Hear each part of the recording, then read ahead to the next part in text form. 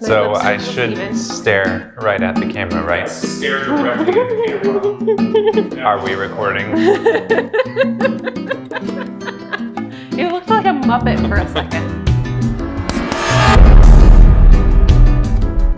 Starting today, we are going to be reading some nightmarish posts that I found on Reddit of just different stories that real estate agents have dealt with and gone and spoken about. So, let's start off.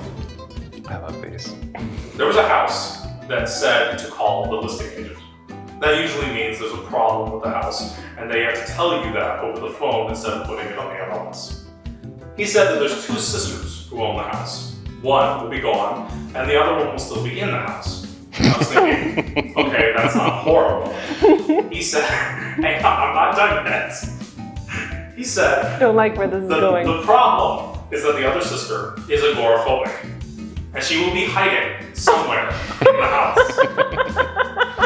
Okay, so I'm picturing the show Ozark, where the house comes with a guy who lives in the basement. I don't remember that. I don't think you've seen it. Okay. She's not dangerous, Oh, it keeps going. but don't approach her if you see her. I tell my client about it, and now they're even more curious about the house. So I go up to the front door and I open it as loudly as I can, give her plenty of time to hide. And then, as I enter every room, I am announcing where I'm going. At one point, we heard her scurry across somewhere in the house. Anytime I opened a door or a closet, I always looked at the ground because there's no way in hell that I want to see someone's eyes looking back at me hiding. I'm crying.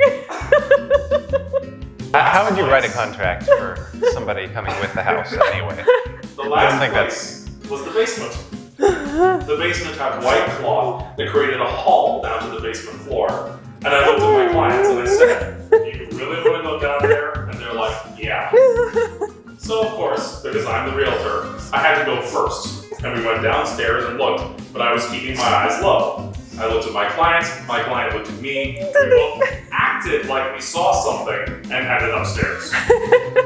We never saw her. I wondered what happened and had to imagine that they had to tranquilize her like they did to Mr. T to get him to fly. I don't know what that's about. Yeah. Nah, I don't know. Also, this was very conveniently within a week of Halloween. I kept expecting to see someone who looked and dressed like the girl from the ring. So, bring garlic? I don't know. I don't know.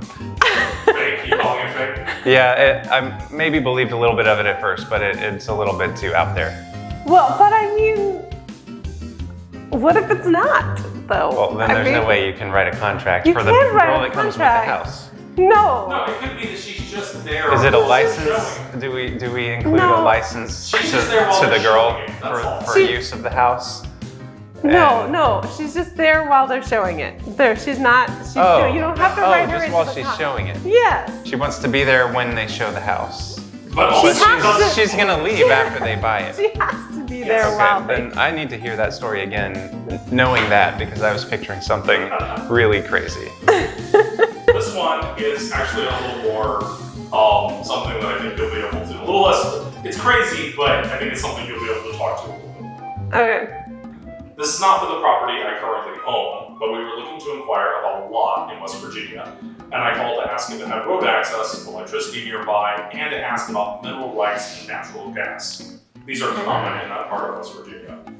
The real estate agent was incredibly snarky and said that she had no idea about anything I asked about, had no idea what mineral rights were, or how to find out if there was a natural gas well, and would be shocked if anyone did, since she'd been a real estate agent for 20 years. Oh no. Oh. I guess is that it? They just, okay. We're supposed to be a resource to the resource. Yeah, For the resource. you should definitely at least be able to point people You to the should right be place. able to point people to We've the right bought land direction. before, and Yes. and in the contract, it had a portion about mineral rights, lumber, or tree. I don't remember how they worded it. Something about the trees on the property, and it had it checked as, or not checked that that didn't transfer with the property. And I had to call back the realtor and say, why is it not giving? Why is it leaving timber rights to the previous owners. We're not signing timber rights. They're not going to come and chop down our 4 trees. So that needs to be unchecked. So obviously, realtors understand paperwork, and we should have general knowledge about anything to do with real estate. We can't speak specifically to certain things, but we absolutely should be able to point people in the right direction. Your realtor tells you they have no idea what any of that is, and good luck finding someone who does. You need to find a new realtor. Agreed. Yeah. I still think fondly of the surprise brother-in-law with a whole bunch of naked chicks who started asking for money. I assumed they were hookers, people asleep on a riding mattress in the garage, surrounded by tequila bottles and pit bulls, as officially my biggest open house surprise. The guy, apparently, had been thrown out of his house recently and had everything he owned in a truck, including apparently 10 days worth of rotting garbage at the front of the house, and was intending to leave it parked there. You know you live in a hard market when that house sells. Oh, no. He was planning on leaving the garbage part there. But hold on. Was he a pimp? Was he This is all I missed the first part of that, but So it's an open house. Guy gets to the open house, and there's a guy there with all of these women who are apparently prostitutes. Pit bulls. okay. A truck with garbage in the front parking way, and it was his open house. This is the open house. Yes. Apparently it was the brother-in-law of the people who owned the house. Oh no. Okay. Well, if I was that real estate agent, I would probably call the police. I can't. No, that's not. You cannot hold an open house with hookers and pit bulls. Yeah. If you ever go to a house to do an open house and there's any one of those things, No. I would hope that you leave and call me and we, terminate whatever contract or agreement we had with that person. Future reference, FYI. Oh man. The title for this is just Anger from Seller. Why? Question mark. Okay. I recently bought a house that I intended to rent out. The seller had it listed at $260,000, which I thought was astronomically high. I offered $175,000, and their agent said that they were offended. So I go on my way. I figure it was what I was willing to offer, and they said no, so no problem. 2 weeks later, I get a counter offer from them at $225,500. Then I counter their offer at $190,000. A few days go by, and they accept. Under contract, I find a lot of the stuff that needs to be repaired, so I ask for a $6,000 credit, and they clearly don't want to do it and try to talk their way out of it. But this was stuff like stacked bricks as piers in the crawl space that were super unsafe and other things like that. Eventually, we settled at $5,000 credit. Okay. At closing, we were both sitting in the lobby, and these people are staring daggers at me, like I'm the freaking devil. One of them says, I just want you to know that what you did was terrible. Just terrible. I kind of shrug and say, I don't know what you're talking about. And the person is just shaking his head and saying, awful. Terrible. My thought was, if you aren't happy with the price someone is willing to pay, and you think you can get more, then don't accept. Don't accept. It's not my concern what your personal finances are, and I'm not going to pay you more money for your house out of kindness. Am I being a heartless B-word? I was so confused about why we were so mad. I just saw a listing and made an offer. It was below market value and way below the asking price, but they accepted it, so in my eyes, that's a fair deal. Yes. Awful. Yeah.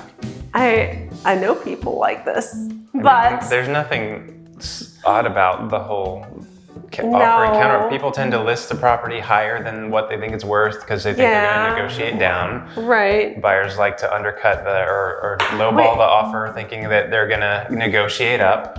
And I mean, Yeah. that's a normal process. But that would be a good. I mean, that's in any of the houses, the properties that we've bought or sold personally. we never sat in a room together with the other party. Yeah. We always had our that's own. one of I the mean, I reasons guess it's why. possible you could end up sitting in the waiting room together, and then it might be a little awkward depending on if there's a Yeah. relationship or not. But it does kind of speak to. But as far it's as- kind of a good thing to have the sellers and the Separation buyers. between the buyers and Yeah, sellers, clients. because sometimes emotions are high for some reason, and they may not be apparent ones. Yeah.